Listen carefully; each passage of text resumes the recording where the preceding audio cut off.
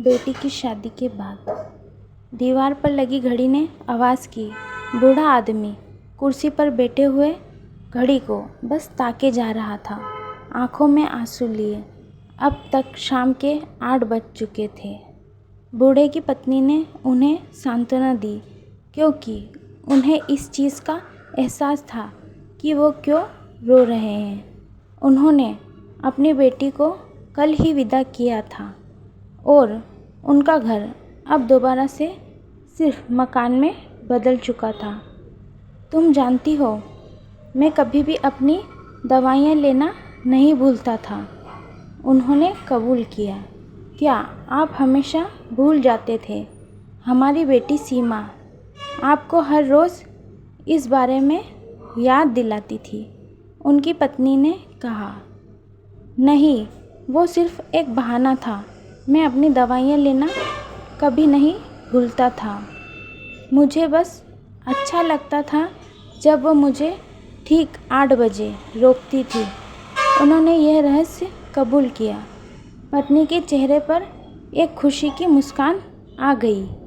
उन्होंने आगे कहा, देखो, आज 8 बज चुके हैं और मैं सीमा को बहुत याद कर रहा हूँ, क्योंकि आज वो नहीं है रोकने के लिए।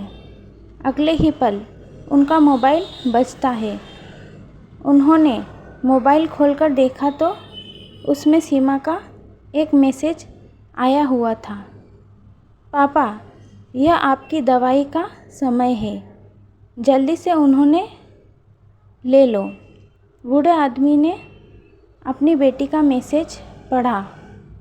उन चंद शब्दों ने ही उस बूढ़े युगल को खुशी से भर दिया था कि उनकी बेटी पराई होकर भी पराई नहीं हुई।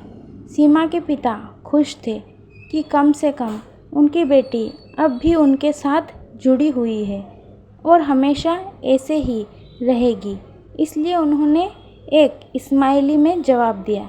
उधर सीमा का मोबाइल बजता है, लेकिन मोबाइल संतोष के हाथ में था। संतोष ने मैसेज को देखा और उन्हें डिलीट करने लग गया, लेकिन फिर भी एक आखिरी मैसेज जो पापा का आया हुआ था उसे डिलीट नहीं कर पाया, क्योंकि उसी समय सीमा बाथरूम से कमरे में आती है। जैसे ही सीमा उसके पास पहुंची, उसने तुरंत बिस्तर पर मोबाइल फेंक दिया। सीमा ने आते ही अपना फ़ोन चेक किया। उसने अचानक संतोष से सवाल किया, अरे, पापा ने मुझे ये स्माइली क्यों भेजा है? संतोष मुस्कुराया और कहा, मैं क्या जानूँ। उस दिन पहली बार संतोष ने सीमा की जिम्मेदारियों को संभालना शुरू कर दिया था, क्योंकि वह डॉक्टर होने के अलावा एक पति भी था।